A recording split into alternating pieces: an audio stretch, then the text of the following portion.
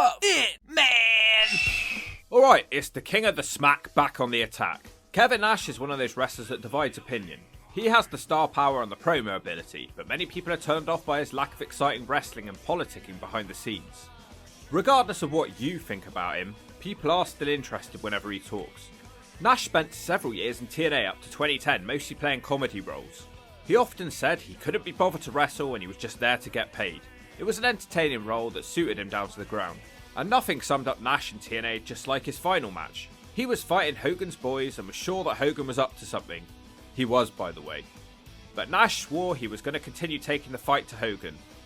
Dixie begged him not to leave, and then he was never seen in TNA again. A fitting end to Nash in TNA. TNA had wanted to bring Nash back to do another main event Mafia faction, but instead, Nash opted to compete in the WWE 2011 Royal Rumble. But Nash actually stunk around the WWE for more than one match, and it was a complete failure which accomplished nothing. Wait, I'll get to it. So what was the deal with this forgotten run? What happened? Well, little man, calm down, no need to spray blood into your panties, we're going to get to it. But first I need to thank Adam Hebb for his Patreon suggestion. If you want to make the Hawk talk, sign up today. Okay, let's get into this one. Following Kevin Nash leaving TNA, there was talk that he'd retired, but no, Nash was a surprise return at the Royal Rumble 2011.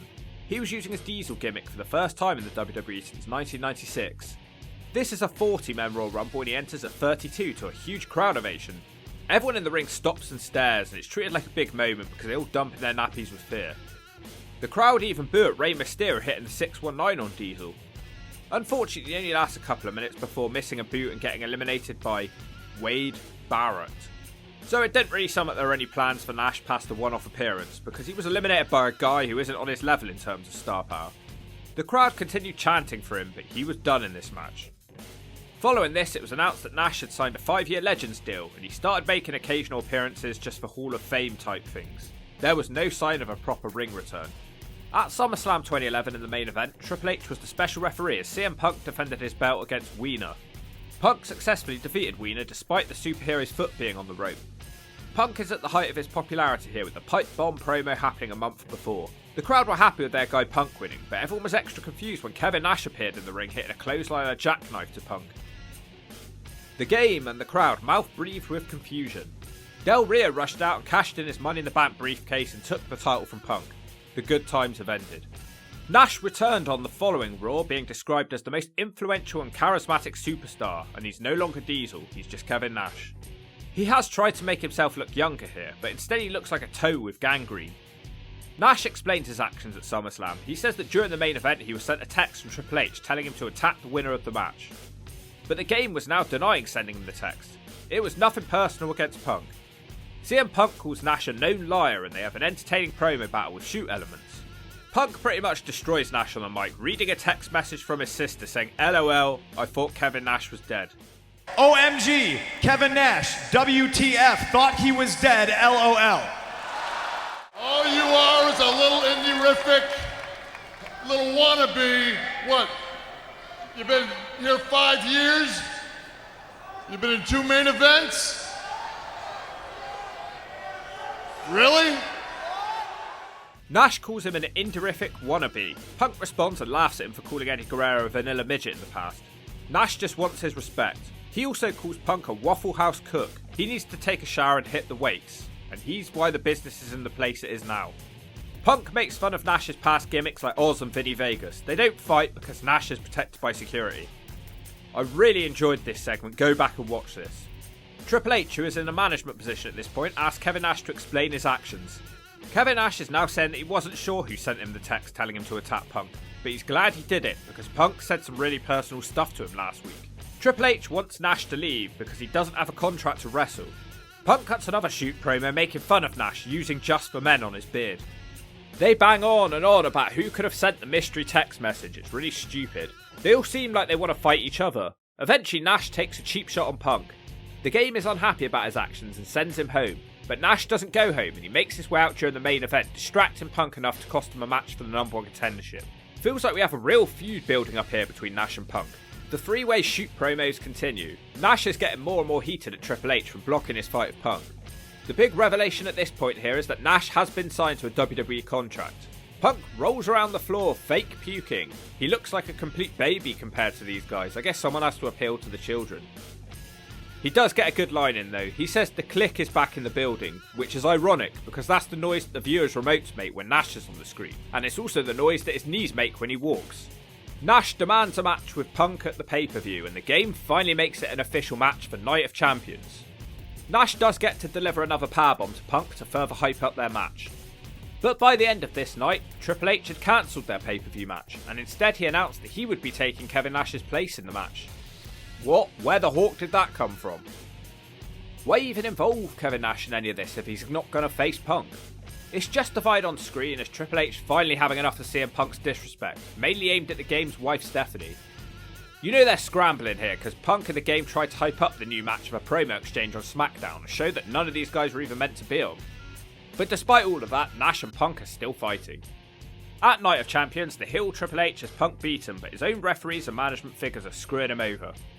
Kevin Nash returns again, but surprisingly the target of his attack this time is Triple H.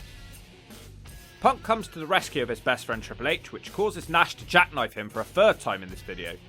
Nash seems like he's going to powerbomb Triple H through the commentary desk, but instead he gets whacked by a sledgehammer. Surely we're getting a triple threat between these three soon. The game eventually gets the win, and Nash isn't seen on screens for a while because he's storyline fired. So at this point, viewers were annoyed for two reasons: CM Punk losing against Triple H when he was white hot, and the wasted time focusing on Kevin Nash that led nowhere. So what actually went wrong here? Well, it turns out that Nash couldn't get cleared to wrestle due to being on blood thinners for heart problems. Seems like something they probably should have had their medical team check out before starting up a program. Nash is only gone for a month before returning at Vengeance 2011. Nash is still storyline fired, but he attacks Triple H with a sledgehammer and a jackknife powerbomb. And that's how it just keeps going, with Nash attacking Triple H with a sledgehammer. That leads to Nash being re-signed to a contract. This guy's in and out more than the Hawk and your girl. Nash proceeds to cut a shoot promo about how Triple H and he became friends. Nash liked him because he was funny and considered him a true friend. He complains that he got the biggest pop of the night at the Rumble, but despite that Triple H didn't want to reform the band or give him any airtime. And basically that's why Nash attacked Triple H. He felt he deserved better. I have to say I don't understand how Nash can keep saying Triple H was more of a boss than a friend.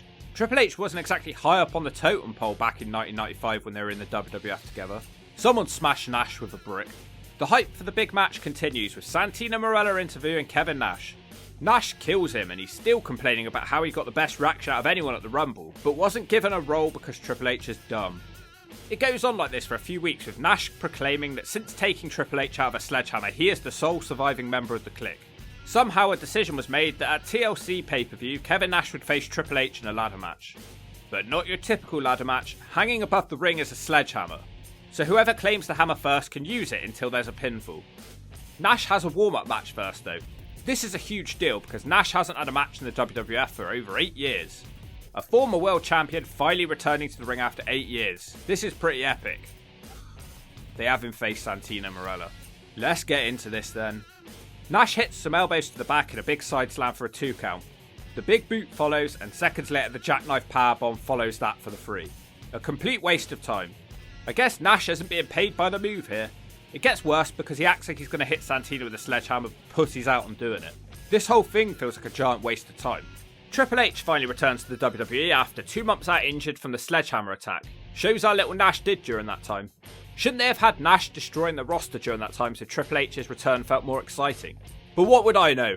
I'm just a stupid bird with a Hulk Hogan face smashed on top of it. So the pay-per-view match. Holy crap, it's 18 minutes long. Nash hasn't wrestled a proper TV match in years, surely this is a mistake. Nash has the advantage in the early going with his hard-hitting style. The game responds by sending Nash from the ring. Bad choice because Nash boots him from behind into the ladder. Another ladder shot follows. This is starting better than I expected. The game recovers and goes flying off the commentary desk to knock Nash down. Nash is sent into the crowd but he recovers with an elbow across the barricade and snake eyes. Triple H is selling Nash's moves to make them look devastating. In the ring now, Triple H is using the ladder like the weapon it is. Nash is on the floor holding his leg, and we all know that's Nash's weak spot. Really cool spot now where Triple H delivers a figure 4 leg lock with Nash's leg trapped in the ladder. Eventually Nash makes it back up and sends the game into a ladder and out of the ring. The match continues its hard-hitting way of Nash delivering a side slam on the ladder. Triple H gets slingshotted into the ladder and Triple H throws Nash across the commentary desk. Kevin Nash seems like he has the chance to win this one when he hits the chokeslam, but he limps around the ring for way too long. He eventually limps to get a table. He doesn't use it yet. Both men end up climbing up the ladder for the first time and they're fighting over control of the sledgehammer.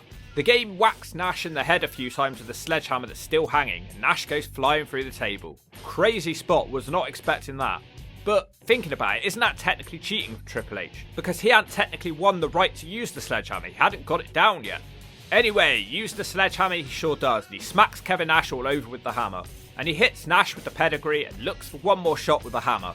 Nash tries to throw up a too sweet, but the game isn't buying it and he finishes Nash off with one final shot. It's actually a really good match, and much better than anyone could have expected. So maybe this whole thing wasn't a complete waste of time after all, just a bit of a waste of time. Nash is stretched off in his final match. Well, final match apart from a Royal Rumble appearance in 2014 and about 50 DX reunions, but that's it. A bizarre few months of television where Nash featured in a prominent role. If we could have had Nash versus Punk, that would have been perfect coming straight off the Punk pipe bomb promo. Nash representing the old school and hating vanilla midgets, and Punk representing how wrestling was evolving. The match would have been really good too. Kevin Nash had a great match against AJ Styles just 2 years before this. I've no doubt that him and Punk could have had a good match. But ultimately it was all a complete waste of time. Nash looked pretty dumb in most of his promos and he was clearly struggling with the scripted side, which he wasn't used to doing. He just didn't have the cool or the funny factor which he had in WCW and TNA. Punk destroyed him on the mic and then it looked like Nash bitched out on their match. And that who sent the text message thing was beyond stupid.